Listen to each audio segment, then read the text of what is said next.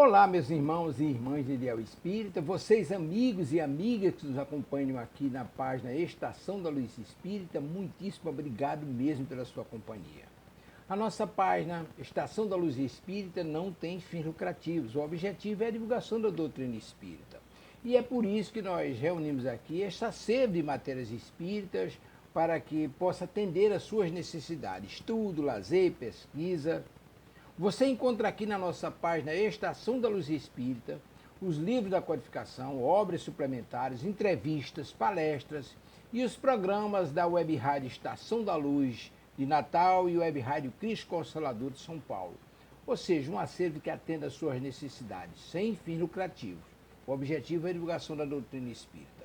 E agora eu convido você para nos acompanhar na reprodução de mais esse trabalho imperdível. Muito obrigado mesmo pela sua companhia e vamos juntos.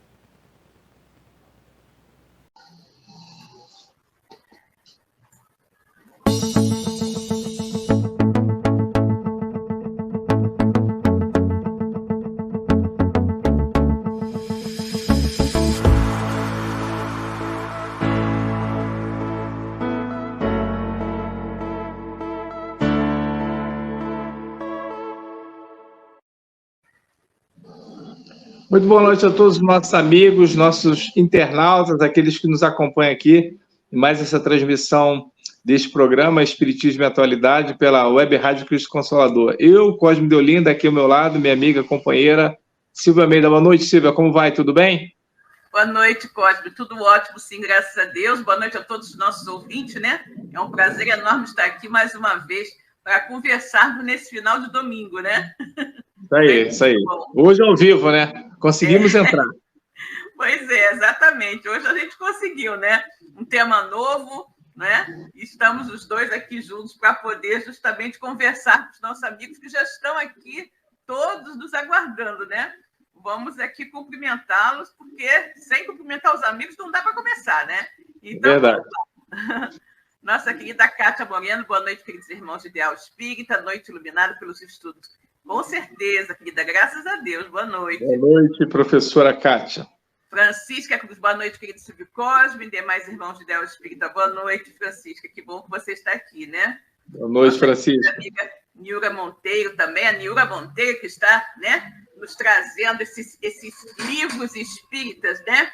Livros de luz, né, que são audiolivros espíritas que ela nos transmite todos os dias às 14 horas, né? De segunda a sexta-feira, todos os dias, segunda a sexta-feira às 14 horas. Logo, Nilga vai começar um livro novo, né? Que será o romance incrível, maravilhoso do Conde Rochester, A Vingança do Judeu. Não percam aqui pela nossa web rádio Cristo Consolador, de segunda a sexta às 14 horas, né? Audiolivro A Vingança do Judeu com a nossa querida Niura Monteiro, né, Niura? Boa noite, Niura, querida. Nosso amigo João Santana também, boa noite a todos, abraços fraternos. Boa noite, amigo. A amiga Maria de Fátima Enes também aqui conosco. Boa noite, Silvio Cosme, a todos os irmãos. Boa noite, Fátima, que bom que você está aqui. Boa noite, Fátima. Né? Nosso amigo Antônio Porto. Oi, Antônio, tudo bom? Boa noite a todos os irmãos, que tenhamos um ótimo estudo. Vibrações para Cosme. Obrigada, querido, para você também. Um abraço, Antônio, boa noite. Amiga Eronide, boa noite, Silvio Cosme. Boa noite a todos. Boa noite, querida. Que bom que você está aqui. Boa noite, Elô. Muito bem. Nossa querida Eronides, grande estudiosa da Revista Espírita, né? Qualquer dúvida que vocês tenham sobre a Revista Espírita, podem perguntar para a nossa querida amiga Eronides, que ela está sempre por dentro, né? Muito bom. Elaine Baima também, nossa querida amiga. Oi, Elaine, tudo bom? Boa noite, Silvio Cosme, a todos. Boa noite, Elaine. Está aqui, né? A Maria de Fátima está nos dizendo. Silvia, acabei de ler esse livro, A Vingança dos Judeus, simplesmente maravilhoso. Ah, tá vendo? É maravilhoso esse livro. Esse livro, na verdade, A Vingança do Judeu, foi o primeiro livro espírita que eu li na minha vida.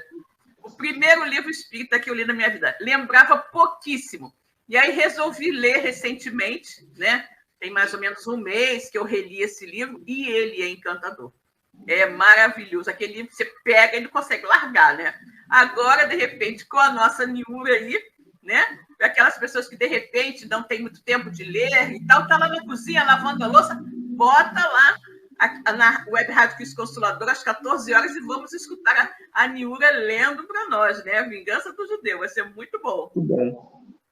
A Kátia está nos dizendo, Rochester é muito bom, com certeza. Eu também gosto muito do Conde Rochester, né? Tem um outro livro também muito bom do Conde Rochester, que é o Chanceler de Ferro, né?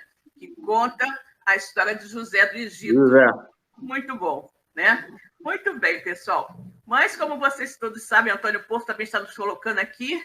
Estou lendo, deixa-me ver, Tambores de Angola. Tambores de Angola é um livro do... Oh, meu Deus, esqueci o nome dele agora.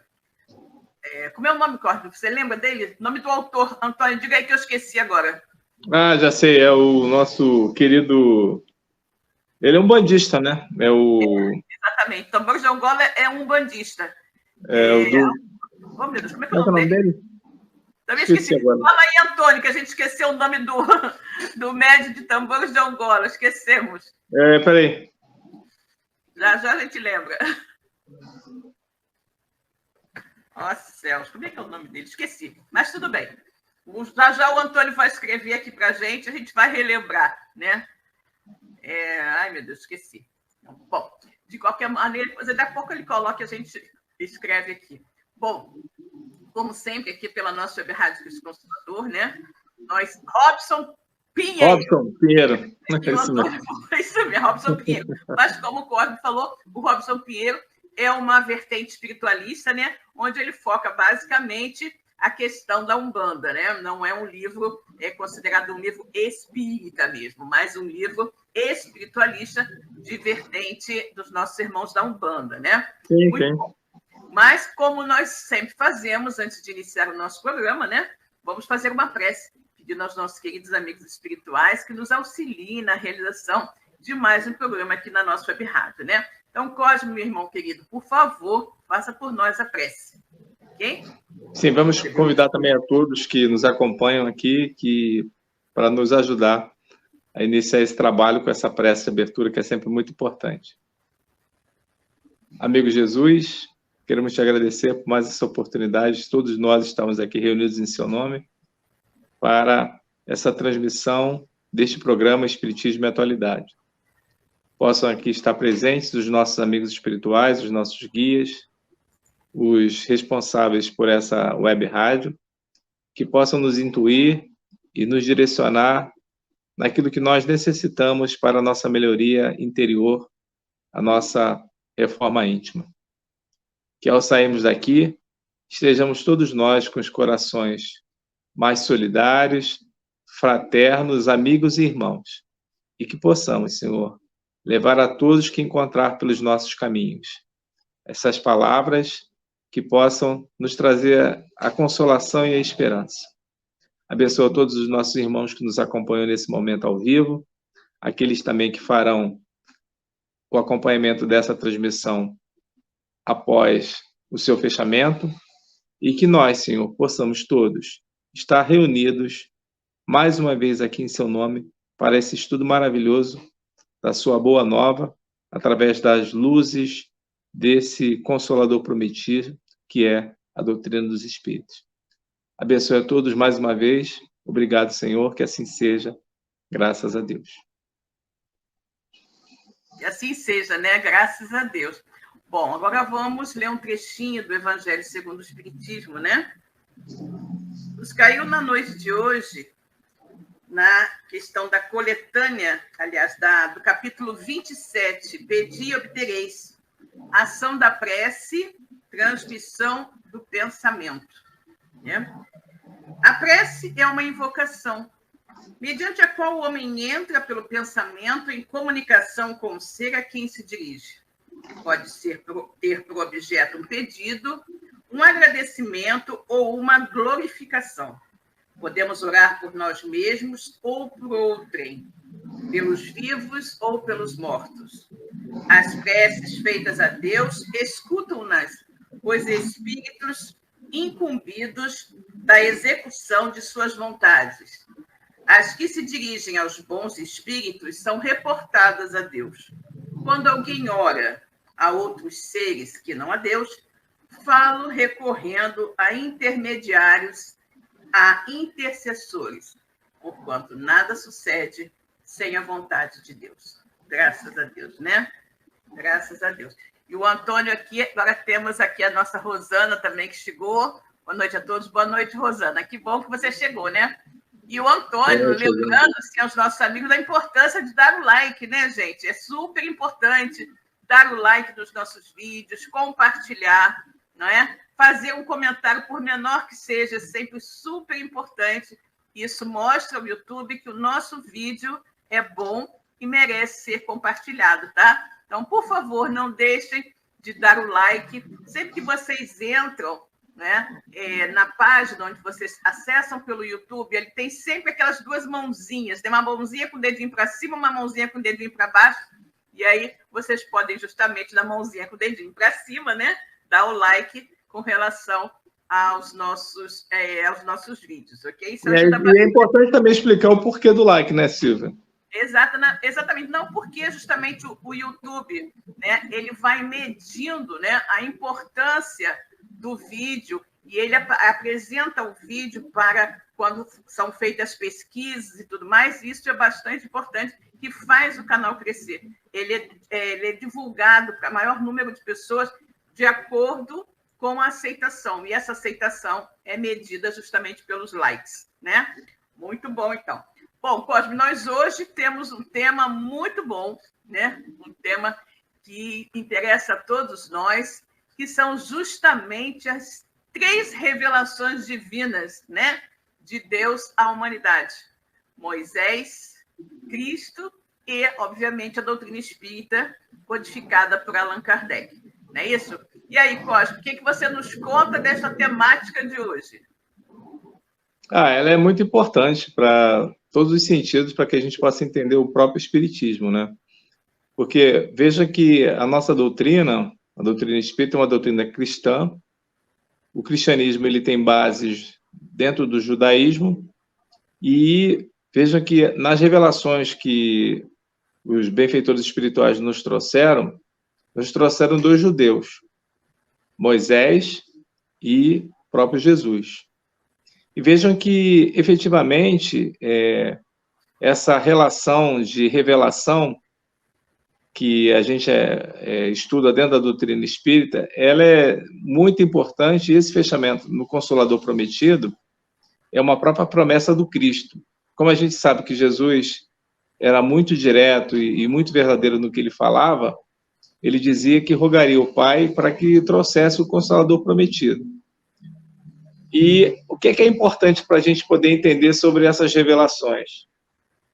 Que esse legislador bíblico que foi Moisés, que é uma personagem que a gente consegue encontrar toda a sua história lá no livro A Gênesis, dentro do Velho Testamento, ou do Antigo Testamento, ou mesmo da Bíblia hebraica, a gente percebe que há uma história assim, muito bem explicada e que relaciona que Moisés tinha uma missão. Moisés foi aquele escolhido, né, por Deus para fazer a retirada do seu povo, que era o povo hebreu, daquele cativeiro que já durava 420 anos no Egito. Só que esse primeiro revelador que nos apresenta dentro da doutrina espírita, Moisés, quando você começa a ler a história dele, tem especificamente capítulos, né, lá na Gênesis, capítulo 3, versículo 1 até o capítulo 4, versículo 18, você encontra o chamado de Moisés, a convocação dele, a sua missão qual era, o questionamento de Moisés, porque Moisés questiona, Moisés não aceita isso de imediato, por incrível que pareça, isso está escrito lá. E a gente observa que Moisés tinha muitas dúvidas se ele era a pessoa, de fato, escolhida por Deus, porque ele para poder fazer isso. E dentro da Gênesis, a gente tem uma linha desde o nascimento de Moisés, que é aquela história que a gente vê naquele filme muito bonito, chamado O Príncipe do Egito, que a gente trabalha muito eles nas escolas de evangelização, onde é explicado de uma maneira assim, muito bonita, muito bela, toda a trajetória dele. Moisés, que nasceu num berço hebreu, judeu, mas que não foi criado pelos seus pais, e sim é colocado num cesto de vime e que é colocado no rio Nilo. Sendo que, na realidade, a filha do faraó, ela pega aquele cesto porque ela se banhava no rio e ela resolve adotar porque toma amor pela criança. Moisés é criado com todo aquele fausto dentro dos princípios egípcios na casa do faraó. Como um príncipe, né? Você tem 3 momentos específicos. Moisés, segundo relatos que estão lá, até os 40 anos, Moisés está vivendo no palácio, com todos aqueles a cultura, com todas aquelas orientações que tinham do povo egípcio. E o povo egípcio era um povo muito adiantado. Com as iniciações, né, Cosmo? Porque ele também era um iniciado naqueles conhecimentos, né, que os egípcios tinham e que não eram abertos a todas as pessoas, né? Apenas alguns iniciados, e Moisés era um desses iniciados, que tinha determinados conhecimentos, né? E a questão que você ia falando do povo egípcio, nós sabemos, né, que o povo egípcio é oriundo de Capela, dessa época, né? Isso é uma coisa muito interessante, porque se nós prestamos atenção na evolução enorme, né, do Antigo Egito, o que os antigos egípcios conheciam e faziam, né, nós podemos entender muito claramente o que Emmanuel nos conta, né, no A Caminho da Luz e outros livros da doutrina também, que são exilados de Capela, né, espíritos que tinham um conhecimento intelectual muito grande, mas moral não tão grande assim, tanto que eles estavam em desacordo com a nova situação do planeta, né, do planeta Capela, que estava passando pela mesma fase que nós aqui na Terra estamos, né, estava passando de planeta de provas e expiações para planeta de regeneração, e esses espíritos ainda muito empedernidos, né, nos erros, naqueles sentimentos menos felizes, foram exilados de lá e vieram para um planeta mais atrasado, um planeta primitivo, né? Quando aqui chegaram, a Terra não era nem provas e expiações, era primitivo. E aí você observa uma coisa fantástica, né? Que ninguém pode nos explicar. Eu não encontrei na história nenhuma explicação para isso, a não ser o que o Espiritismo nos diz. Com o avanço intelectual que o povo egípcio tinha na época dos faraós, por que isso em determinado momento cessou? Né? Como isso parou? E o Egito em termos de desenvolvimento, que nós sabemos que é.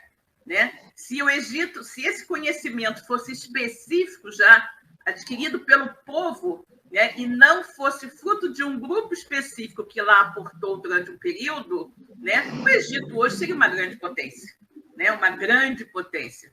Mas não é assim que acontece. Então, você percebe que houve ali, digamos assim, um momento específico. Né? Aqueles exilados vieram, permaneceram aqui, deram todo o seu contributo em termos de conhecimentos, né? Sobre todos os pontos de vista, todas as áreas, mas depois retornaram. Por quê? Porque suas atitudes, sua maneira de ser, possibilitou que esses espíritos não mais reencarnassem aqui e retornassem para o seu planeta de origem. E a partir do momento em que não tínhamos mais esses espíritos evoluídos ali naquele local, todo aquele conhecimento ele não foi se perpetuando, não continuou.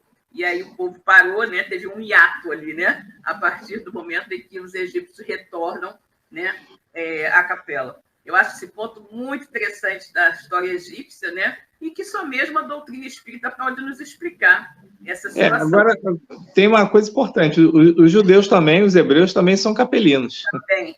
O Emmanuel também informa isso lá.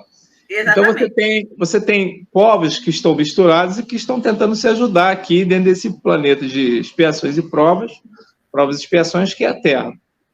Então, a gente dizia que Moisés ele é muito importante porque ele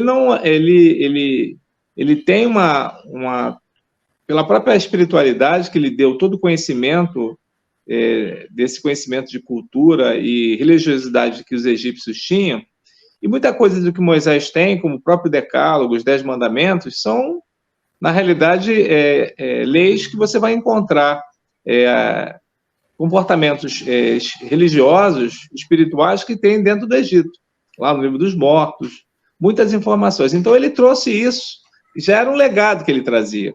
Então, Moisés já não era um jovem, ele já tinha 40 anos. E a partir de 40 anos, quando ele recebe essa missão, quando a sarça vai conversar com ele, que ele vai duvidar e que ele vai se questionar se ele era, de fato, a pessoa devida e como as pessoas iriam acreditar nele, porque ele fora foragido do Egito, porque ele havia matado um daqueles irmãos dele. E aí ele já estava no deserto, né, lá com Jetro, que era o seu sogro, e já havia contraído matrimônio com uma das filhas, né, a filha mais velha de Jetro. Então Moisés estava num momento assim, vivendo muito bem. Ele não tinha nenhum problema para ele. Estava lá pastoreando as ovelhas de Jetro, só que Jetro, que era o seu sogro, era um daqueles sacerdotes de Madiã. E Jetro, desde o momento que Moisés lhe informa a respeito desse chamado de Deus, Jetro aceita tranquilamente, sabendo que a missão dele era uma missão muito forte. E, de fato, o abona para ele poder cumprir essa missão. Então, ele volta, conforme nós temos dos relatos, né, para cumprir aquela promessa, aquela aliança que ele havia feito com Deus, para que pudesse retirar o seu povo da escravidão. E é importante que a promessa que Deus havia feito naquela aliança inicial com o patriarca Abraão, era uma aliança a princípio de família, né? Era uma aliança para a família de Abraão, que Deus promete a Abraão, lá na Mesopotâmia, que faria, se ele aceitasse essa aliança de adorar apenas um Deus, ele, né, como Deus único, lhe daria uma família tão extensa quanto as constelações, as estrelas que estão nos céus. E, de fato, isso acontece. Esse primeiro contato era um contato inicial dessa revelação saindo para um grupo familiar. Quando essa revelação chega para Moisés, é uma revelação para um povo. Já tem ali um povo. Olha só quantas pessoas, como eles procriaram no Egito. Como esse povo era grande. Eles já estavam numa grande nação. Basicamente, quando saíram do Egito, é muito interessante quando você considera isso, que os historiadores nos dizem que mais ou menos, né, saíram 600 mil homens. E eles só contavam homens, né? Então, vamos considerar aí que para cada um desses homens válidos, né, tivesse a sua esposa, porque eles não contavam as mulheres. Então, você já vai para 1.200.000. Né? Muita gente, né? 1.200.000. E se você considerar aí que cada família dessa tivesse um filho apenas, o que não era o de se esperar, né? Porque não era assim uma coisa de um filho só, você já chega a quase 2 milhões. E eu acho interessantíssimo como você consegue, né? Você já imaginou que você né? A grandiosidade da missão de você sair, né? Caminhando pelo deserto durante 40 anos, conduzindo mais de 2 milhões de pessoas, né? E que não eram pessoas afáveis, cordatas, tranquilas, serenas, eram homens extremamente rudes, né? Eram homens ignorantes, eram homens que haviam vivido mais de 400 anos como escravos, sem terem seus direitos, né? Preservados. Então, era um povo muito difícil de você controlar, né? Muito, muito difícil. E aí, Moisés, naturalmente, né, como os legisladores todos da época, se utilizava da figura de de Deus, para justamente controlar, né? Tipo, olha, se você não fizer isso, Deus castiga, porque Deus vai fazer assim, Deus vai fazer assado.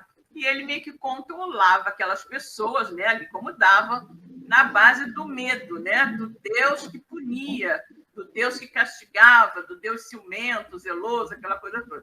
É muito interessante quando você começa a imaginar a grandiosidade da coisa, o tamanho da missão dele, né?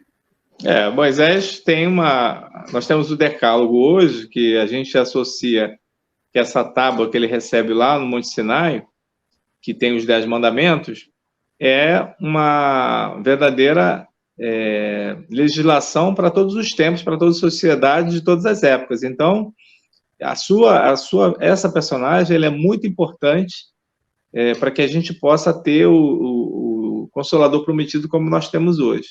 E Moisés, de uma certa forma, ele que havia recebido a missão de retirar, ele consegue retirar. Agora, chegar até essa terra prometida, que a gente sabe muito bem que isso não acontece com Moisés.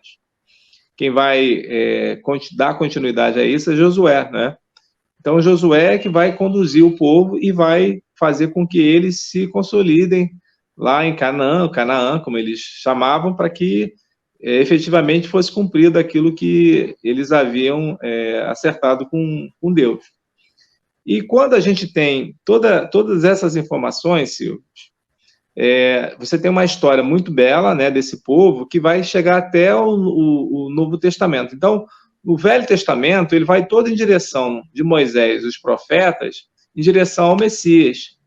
E esse Messias, segundo os relatos de todos aqueles profetas, começando lá em Isaías, né, cerca de 720 anos antes, você já tinha essa informação que ele viria.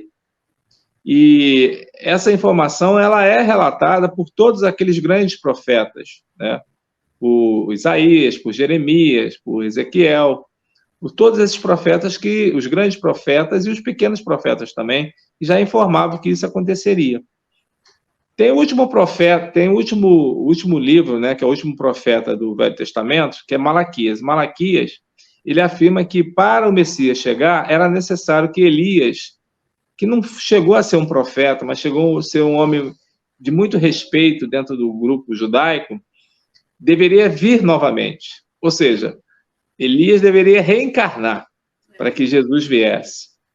E nos contam, né, as informações dos amigos espirituais que a encarnação de Elias se dá naquele que ficou conhecido como João, o Batista, que tinha uma familiaridade, né, um parentesco com Jesus, filho de Zacarias e Isabel.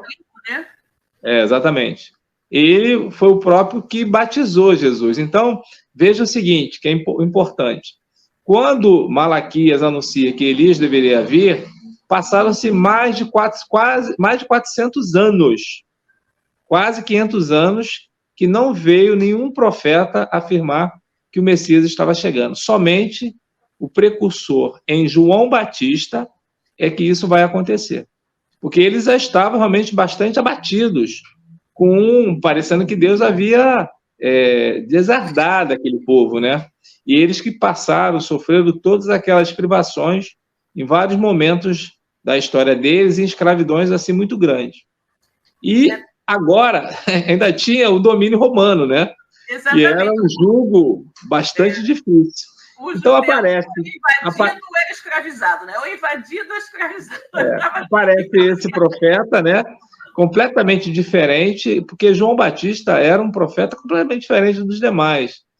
Ele aparece batizando no Jordão, afirmando que estava próximo a chegada do Messias. O reino de Deus se aproximava. E ele, o próprio João, afirmava que daquele que viria, ele não tinha competência nem mesmo para poder desatar as sandálias, desatar as sandálias daqueles que viria. E, de fato, Jesus vai ao encontro de João, o Batista, que já tinha alguns dos discípulos de Jesus, como João, André, que era irmão de Pedro, o próprio o irmão de João também, que era Tiago, maior, eles já eram discípulos de João Batista.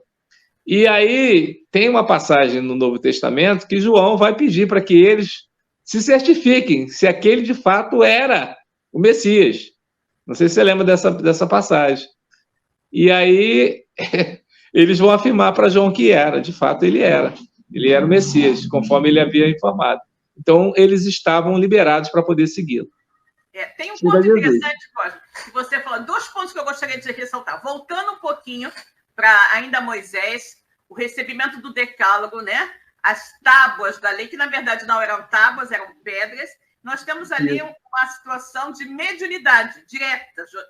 Moisés era médium, né?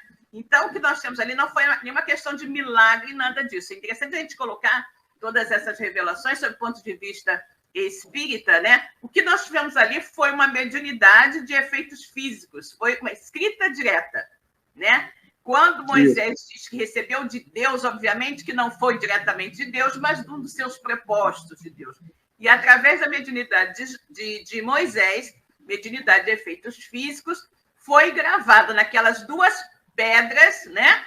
Os mandamentos básicos de Deus à humanidade. Nós temos que registrar também o seguinte, que os mandamentos, essas revelações, elas vão sendo feitas por Deus à humanidade de acordo, né? De acordo com a sua, digamos assim, a sua capacidade de apreensão e entendimento. Então, eles eram muito diretos, né? Muito diretos. Não matar, não roubar, não cobiçar a mulher do próximo, né? Então, aquelas coisas assim, muito... não tinha que ter dúvida, né? Era muito, muito, muito direto. Né? Então, tem esse ponto. Eram 10, eram diretos, muito fáceis de serem entendidos. Esse é um ponto. E quando você fala também da questão que eu queria falar, ressaltar aqui, falar para os nossos ouvintes, é o seguinte, a questão de João Batista dizer que ele não seria, né, ele não sabia que era Jesus, seu primo. Né? Ele, daquele que viria, do Messias que há de vir, eu não sou digno de desatar as sandálias. O que significa isso, gente? Antigamente, o que acontecia? Os senhores tinham seus escravos, né? E as pessoas andavam pela cidade, obviamente que não tinha asfalto, né? Então era tudo aquela terra, aquela poeira, aquela coisa toda, e as pessoas ficavam com os seus pés empoeirados. Quando chegavam em casa, o seu escravo, o seu servo, né? Desatava as sandálias do seu senhor, né? E lavava os seus pés quando ele chegava em casa. Aí a gente vai ver que João Batista, ele se coloca aí diante do Messias que há de vir, abaixo mesmo de um servo, de um escravo, que não seria digno nem mesmo de desatar as sandálias daquele que haveria de vir, né? Então, você veja que interessante essa colocação, a questão da sandália. A gente fala, desatar sandália? O que é desatar sandália? O quê? Não, era essa a conotação. Né? Porque existem muitas colocações dentro do Velho Testamento, do Novo Testamento também, que nós precisamos inserir no contexto socioeconômico da época para que a gente possa entender, né? Entender efetivamente o significado. E essa questão da sandália é isso. Né? É porque os senhores andavam de sandália para lá e para cá, naquela terra seca, né? Com muita poeira, aquela coisa toda. Chegava em casa, a primeira coisa que o seu escravo fazia era vir desatar as sandálias do seu senhor e lavar os pés. Né? Esse ponto que eu queria chamar a atenção. E temos alguns amigos que chegaram aqui, vamos aproveitar. Vamos falar com eles, sim. Nossa querida Magali. Oi, Magali, tudo bom? Boa noite a todos. Boa noite, Albertina, nossa querida amiga Albertina, também aqui da nossa web rádio. Boa noite, queridos irmãos. Boa noite. A nossa Edileuza Santos, de Salvador. Oi, Edileuza. Boa noite, Salvador, Bahia. Adoro Salvador, né? Há muito tempo que eu não vou Boa noite, Edileuza. Voltar, né? Em breve a Salvador. Eu gosto muito. Aliás, a acarajé é bom demais, né? Sempre que algum amigo vai à Bahia, eu fico, traz uma acarajé para mim. Adoro acarajé, né? Muito, muito bom. Mas é isso. Bom, e aí, Cosme, nós passamos, então, da primeira revelação e aí vamos chegar, né, na segunda revelação, que é o Messias esperado, né, durante séculos pelo povo hebreu, que eles esperavam, né, aquele Messias guerreiro, aquele Messias que iria livrá-los do jugo romano, né, e queria efetivamente guindar a nação hebraica, né, ao topo do mundo, né, ao poder, né? E aí chega Jesus, né? Chega Jesus, sim, né? Aquele homem humilde, pobre, né? Filho de um carpinteiro que não tinha uma pedra onde repousar a cabeça e que de guerreiro não tinha nada, né? Jesus era mansuetude total, personificada, né? Bondade, mansuetude, o amor, infelizmente, o amor não amado, né? Jesus, por ser a personagem mais biografada da face da Terra, ele deveria ser muito conhecido por todos. No entanto, ele ainda é um grande desconhecido, infelizmente. A gente vamos encontrar essas informações a seu respeito dentro dos textos, né, ditos sagrados, na Bíblia, e com várias biografias que dão conotações diversas, Jesus histórico, Jesus religioso, Jesus místico. O mais importante é que, para o mundo cristão, é que Jesus, de fato, ele faz a diferença quando ele nos traz uma orientação que ela atravessa os tempos e ela é perene. Ela continua mais salvadora e reveladora do que nunca. Porque ele não traz isso de forma no sentido de vir buscar um tipo de pressão. Ou seja, ele não era um guerreiro, ele não era um milionário, ele não era um grande filósofo, não. Ele veio na prática, ele veio trabalhar o dia a dia com o povo, fazer as revelações, aquele convite que ele nos traz para participar desse reino que ele anunciava e que muitos entenderam que era um reino material e que a sua revolução seria também da mesma forma, quando não é dessa forma. A revolução de Jesus é uma revolução no coração do homem, do ser humano, de comportamento, né? É uma revolução moral. E é isso que ele nos apresenta, quando ele diz que o reino de Deus está dentro de nós. Isso é muito marcante. E que todos estão convidados, todos. Sejamos judeus, não judeus. E, logicamente, olhando pela linha do tempo e pelo próprio grupo que esperava, ansiava um Messias guerreiro, milionário, bélico, extremamente forte, isso não agradou aqueles que ocupavam o topo da pirâmide social, que eram os responsáveis pela teocracia judaica, e, de fato, questionaram se ele era realmente o Messias, se ele, de fato, era o Messias. Tanto é que, até os dias atuais, para o judeu, Jesus era um profeta. Ele não veio a ser reconhecido como esse judeu, como Messias. Mas, para nós acreditamos efetivamente, porque, veja uma coisa, Jesus jamais escreveu algo, não escreveu nada. Ele, de um grupo messiânico que ele criou, ele fez uma grande movimentação, trazendo que as pessoas deveriam observar o que o Velho Testamento já trazia, que era amar a Deus como o primeiro e o maior dos mandamentos, mas que ele acrescentava que nós deveríamos amar a Deus na pessoa do próximo. Então ele diz, amar o próximo como a si mesmo. E é verdade. É uma grande revelação, porque quando a gente ama o próximo, nós estamos amando a Deus. Então, isso é algo que, para aqueles que haviam sofrido muito e que, de fato, tinham grandes problemas com decepções, com guerras, com certos momentos de subjugação, eles queriam alguém que pudesse dar o troco.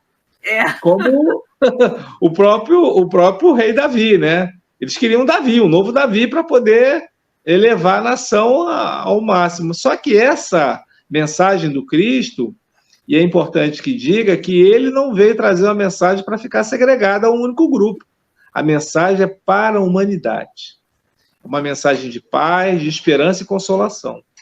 E é exatamente isso que é muito bonito. E nós temos que lembrar, né, quando Jesus diz, eu não vim destruir a lei, né, mas cumprir. E, na verdade, né, Jesus ele faz uma mudança, vamos dizer assim, nas ideias, né, do que Moisés colocou e do que era próprio aquele povo, né, aquele povo extremamente rude, ignorante, indisciplinado, né, que precisava ser contido pelo medo. Pelo medo. voltamos a falar, 2 milhões de pessoas andando pelo deserto, imagina que dificuldade para conter esse povo, né?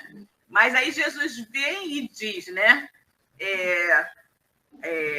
Você vai olho por olho, dente por dente, né? Vamos dizer assim, um exemplo. Eu, porém, vos digo, perdoai aos inimigos, né? Amai os inimigos, perdoai 70 vezes, 7 vezes. Ou seja, Jesus foi ajustando os mandamentos anteriormente dados à humanidade na primeira revelação divina, mandamentos esses que eram extremamente diretos, rígidos, né?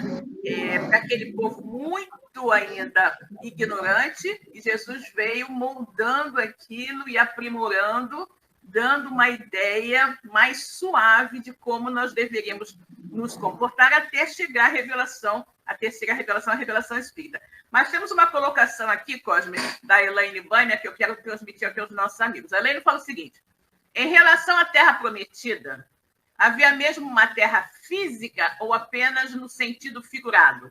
Por que Moisés não pôde entrar nessa terra? Efetivamente, aqui nós temos uma situação muito interessante, né? Eu acho que tem muito aí do entendimento do povo, né? Porque a Terra Prometida, obviamente, que não estava desabitada, né? Não estava desabitada. E quando os judeus saíram lá do Egito e começaram a caminhar em direção a uma determinada terra, essa terra já tinha fogo, né? Então, vocês vejam que foi, né? Foi um entendimento meio torto, porque eu não posso crer, né, que Deus tenha dito, ô fulano, ou sai daí e vai lá tomar a terra de B que eu estou dando para você. Obviamente que Deus não fez isso, né? Então, nós temos aqui uma interpretação, acredito eu, errônea da dita terra prometida, porque Deus jamais iria prometer algo, né, tirando de um a benefício de outro. Obviamente que não. E aí a gente já vai chegando num ponto que houve aí uma interpretação errônea dessa questão aí em relação à terra, né, a terra prometida, né? E com relação à questão de Cosme, depois complementa, se você achar interessante, com relação a Moisés não ter entrado na terra prometida, eu acredito que foi porque ele desencarnou, né? Ele desencarnou antes deles chegarem lá, né? A gente... o que acontece? Os judeus, eles são originários da Mesopotâmia. A gente passou pelos bancos escolares, a gente sabe. Naquela época, na Mesopotâmia, não tinha judeu. Não existia judeu. Abraão não é judeu. Arão não é judeu. Eles criaram uma família que, com a sua descendência, com essa promessa de sair lá de Ur, na Caldeia, e vir para essa terra prometida que foi prometida para eles. Naquela época, existiam outros povos, existiam vários povos também. E todos esses povos eram diferentes dos judeus porque eles eram politeístas, né? Acreditavam mais em Deus, né? E com essa aliança que foi formada com Abraão, a aliança dava sentido exatamente isso, adorar o único Deus, que daria uma terra para eles e uma família numerosa. Então, eles vieram buscar essa terra para cá e, com certeza, tem vários povos que eram daquele momento ali que lá estavam. Os próprios filisteus, que é de uma região dentro dessa Palestina ali, que os romanos que chamavam, né, Filisteia, eles foram grandes adversários dos judeus, quando esse grupo foi formado. E, naquela época, você conquistava exatamente assim, você conquistava com a força. O próprio livro de Josué, você tem várias guerras, várias batalhas, invasões. Eram aldeias e o mais forte sobrepunha o mais fraco. Era sempre dessa forma, para poder pegar lugar. A questão de terra, ela sempre foi muito forte, isso. E isso sempre determinou o mais fraco era subjugado pelo mais forte. E não foi diferente também com esse grupo. Esse grupo saiu para poder brigar por uma terra, por uma faixa de terra. A história de Davi e Golias representa bem isso, né? que é a disputa desse povo contra os filisteus, que Golias era filisteu. Então, eles estavam ocupando aquela área ali que já tinha gente lá, já existia um grupo que lá se encontrava. Então, todos esses povos, eles guerreavam entre si e buscavam, dentro daquilo que eles tinham como mais importante, que era um deus ou deuses para os apoiar, aqueles que eram mais fortes ficavam, né? Se era informado que naquela região ali era Canaã, era por ali que eles iam brigar. Então, era uma coisa que a gente percebe que não é uma novidade, nos dias atuais ainda existe a mesma situação, países estão brigando aí por terra, porque um diz que é seu, o outro diz que não é, aquela situação toda, e não era diferente naquele momento. Os povos continuam brigando, né? Exatamente. Hoje continuam brigando, dizendo que a terra sempre foi deles e que eles que chegaram a invadir, essa coisa até hoje não foi definida, né?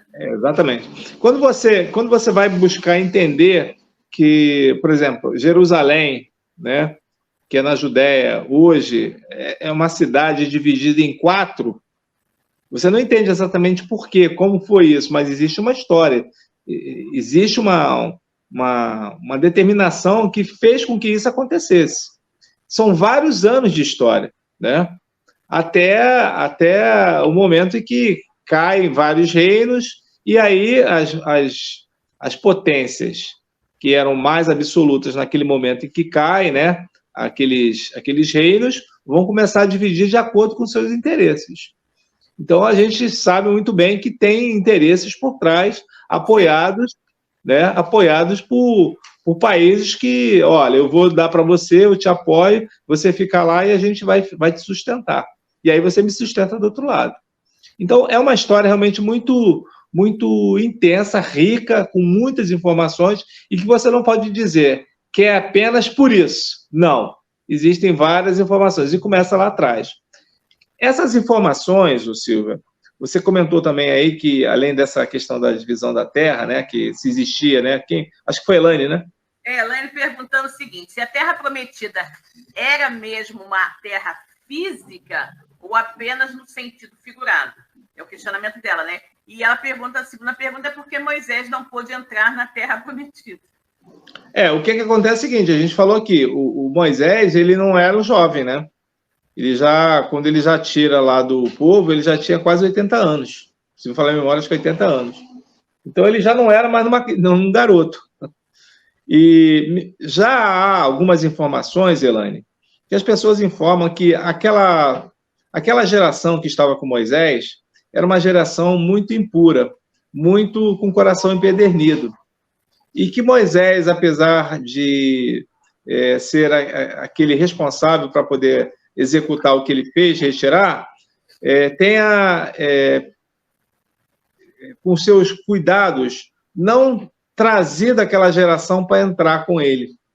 Porque muitos ficaram no meio do caminho. Então, se imagina, 40 anos, muitos acabaram morrendo. Para uma geração mais nova, ciente do que ele havia proposto, do que ele havia recebido de Deus, entregando-se a Josué para que consolidasse. Há essas informações, porque se Deus estava sempre falando com Moisés, como não falou para ele qual era o caminho para se tomar, para encontrar essa terra? Por que demorou tanto tempo assim? Todos esses questionamentos já foram feitos. São informações que não cabe especificamente a gente entender o porquê não. Alguma coisa tem. A gente não sabe especificamente o que é, mas pelo sim, pelo não, muitos daqueles que adoraram o bezerro de ouro não conseguiram entrar na terra. E Moisés, segurando aquela chegada para essa terra ser uma terra promissora, provavelmente segurou a chegada destes até essa terra prometida. E sem contar também que Moisés, né, também se a questão de merecimento e tudo mais, Moisés também tinha muitos pecadilhos, né, a se penitenciar, né? Ele cometeu assassinato, ele teve questão de adultério, uma série de situações, né, menos felizes que envolveram a história de Moisés. Cosme, mas olha só, nós temos simplesmente 9 minutos para falar da terceira revelação agora, né? Porque o tempo voou, né? E a gente ficou São 21 horas e 21 minutos. Temos 9 minutos. Mas dá para falar, em 5 minutos dá para falar. A nossa terceira revelação, né? Que Jesus, como você bem colocou no início, né? Jesus disse, né? Pedirei ao Pai, né? Que vos mande um consolador prometido, né? Um consolador. E esse consolador há de ficar com vós para todo sempre, né? Exatamente. E aí, né? 1857 anos depois, nós temos efetivamente essa promessa de Jesus, né? Confirmada com a publicação do Livro dos Espíritos, né? Que foi codificada por Allan Kardec, que é justamente a terceira revelação, né? O Consolador Prometido, que foi, né, toda a codificação, né, todo esse trabalho hercúleo de Kardec, consolidando todas aquelas informações trazidas por diversos espíritos, porém controlada, né, orientada sob a égide do Espírito de verdade, que é Jesus, né? Então é lindo quando você pensa nisso, né? Que Jesus prometeu e fez, né? Ele Exatamente. nos trouxe o Consolador Prometido e foi ele que norteou, né? Que norteou Kardec, né? Em toda a concepção, né? Da terceira revelação. E é muito interessante, né? Como, obviamente, né? Jesus não podia dizer que ele era Jesus, né? Para Kardec, porque seria uma coisa assim muito, né? Assim, muito difícil até mesmo para Kardec, né? Para Kardec aceitar e compreender, e para as outras pessoas também, né? Seria mais um entrave, né? Dentre os muitos que Kardec teve que enfrentar para consolidar a doutrina espírita. Então, Jesus falou: para você seria apenas o Espírito Verdade, né? Ou seja, só o Espírito Verdade. Porém, ele dá várias dicas, né? O Espírito Verdade dá várias dicas nas suas comunicações que estão no Evangelho segundo o Espiritismo, né? Venho como outrora, né? Como é que é? As ovelhas perdidas da casa de Israel, uma coisa assim. Obviamente, Jesus, né? Então, é tudo muito claro. Desde que você tenha olhos de ver, né? E ouvidos de ouvir, né? Tem muitas, como tem lá no capítulo 6, do Evangelho segundo o Espiritismo, chamado Cristo Consolador, há várias, nas orientações dos Espíritos, né? Há várias mensagens do Espírito de Verdade, né? Falando, ratificando, dando essas informações, né? Que é o jardineiro que veio cuidar novamente, né? Daquilo que ele plantou. Então, assim, são informações muito claras, né? Quando você olha com olhos de ver e entende com ouvidos de ouvir, né? Essas mensagens. Exatamente. E a gente percebe nitidamente que o Cristo participa diretamente disso. E o que é mais importante é que a doutrina espírita ela nos traz essas informações de uma maneira que aquilo que Jesus ele explicou, que são as próprias parábolas, e que durante muito tempo elas ficaram sem um entendimento um pouco para que as pessoas pudessem compreender, o Espiritismo ele acaba sendo algo mais inteligível para as pessoas, né? Porque ele vai trazer no mesmo nível ciência, filosofia e religião. E dizer que todas elas são criações de Deus e que, por serem criações do divino, elas não podem se desdizer. Elas nunca irão se desdizer, porque é uma criação do próprio Pai. E a humanidade, quando ela cresce em conhecimento, quando ela cresce em amadurecimento moral, espiritual, ela já está no momento de receber essas informações. Vejam que a evolução do ser humano, ela se dá muito mais do campo de vista tecnológico do que no campo de vista moral. Ainda há necessidade de todos nós entendermos que nós não precisamos desmerecer o nosso irmão, seja ele do mesmo país, ou de uma outra família, ou de um outro estado. Não precisa disso, porque somos todos ovelhas pertencentes ao mesmo rebanho, o rebanho de Jesus. E essa informação de Jesus, a doutrina espírita nos traz, relembrando exatamente aquela última reunião que Jesus tem com os seus apóstolos, e ali ele diz que rogaria ao Pai para que viesse o Consolador prometido. Que ficaria com a gente para sempre, né? Exatamente, e continuaria para sempre, que relembraria o que ele havia ensinado e lhe daria novos ensinamentos que ele ainda não podia dizer. Por quê? Sabia que não era o momento exato.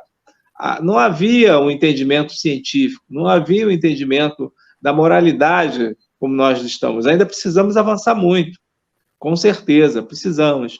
Mas hoje é bem diferente daquela época em que ele esteve aqui conosco e durante todos esses momentos em que a gente passou da humanidade. Veja que esse processo de educação moral, ele não se dá apenas aqui, se dá no universo. A Silvia falou aí dos capelinos, né? Esses espíritos que vieram aqui nos ajudar para que a gente pudesse entrar no processo de crescimento, né? Os egípcios, os judeus, né? Os arianos. Então, são todos esses, os hindus, são todos capelinos que já estavam num processo mais adiantado dentro do seu planeta, mas que, por um processo moral, tiveram que buscar um planeta que pudesse ter a mesma sintonia que a que eles se encontravam. Por isso vieram para cá. Não estavam mais em condições morais de permanecer naquele local, né? Exatamente. A despeito do que a gente está falando, né, de Jesus ser o nosso Espírito Verdade, é muito interessante aqui no capítulo 6 do Evangelho, Cristo Consolador, a primeira instrução dos Espíritos, né, advento do Espírito de Verdade. O primeiro parágrafo, gente, ele é muito, muito esclarecedor. Né? Não há como ter dúvida, né? Quando o Espírito de Verdade diz o seguinte: venho como outrora aos transviados filhos de Israel, trazer-vos a verdade e dissipar as trevas. Como outrora ele veio, agora está vindo de novo, né? Escutai-me.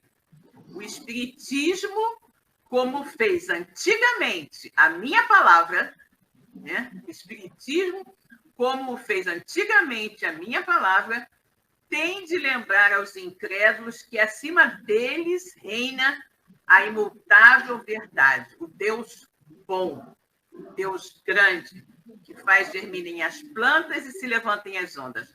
Olha aquela outra afirmativa. Revelei, quando eu estive aqui, revelei a doutrina divinal.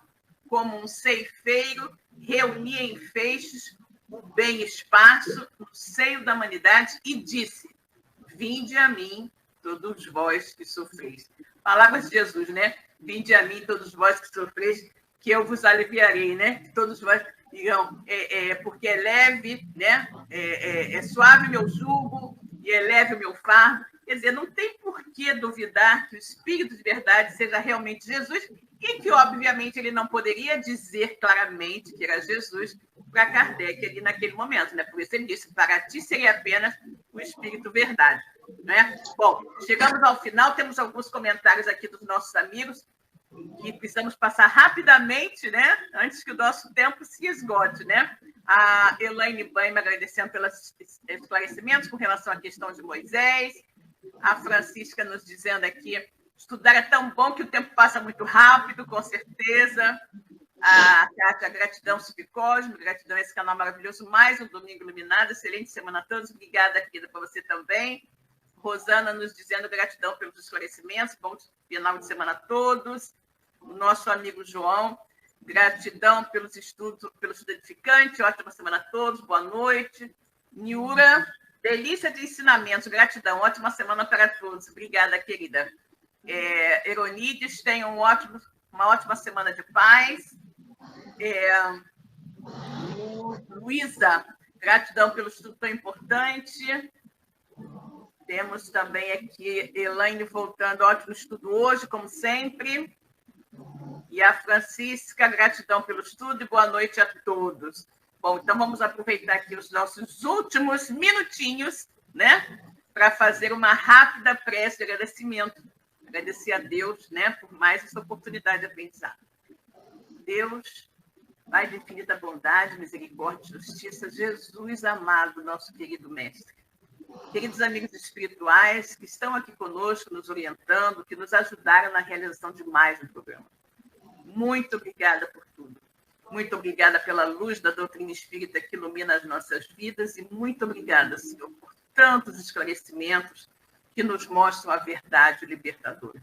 Que todos nós possamos estar aqui mais uma vez reunidos no próximo domingo para dar continuidade aos nossos estudos sobre o Evangelho do Mestre Jesus e a doutrina espírita. Que a paz do Senhor esteja com todos nós. Boa noite para todos, boa noite, Cosme, boa noite, pessoal. Boa noite. Até o próximo domingo. Tchau, tchau, gente. Até uma semana de paz. Um abraço. Tchau, tchau. Semana de paz para todos. Tchau. Chegamos ao final da nossa atividade. Muitíssimo obrigado mesmo pela sua companhia e espero você no próximo evento.